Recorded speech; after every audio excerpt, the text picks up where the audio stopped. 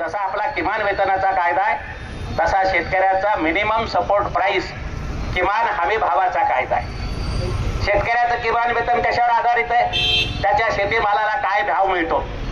आपल्याला जसं किमान वेतन आहे तसं त्यांच्यासाठी किमान हमी भावाचा कायदा झाला पाहिजे, ही शेतकऱ्यांची मागणी 2021 मध्ये मोदी सरकारने मान्य केली होती।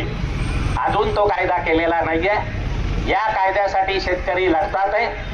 या संबंध देशातल्या शेतकऱ्यांना पाठिंबा देण्याचा ठराव नाशिक जिल्ह्यातला कामगार आणि कर्मचारी इथं करतोय। आपण सर्वांनी हात वर करून हा ठराव मंजूर करायचा आहे।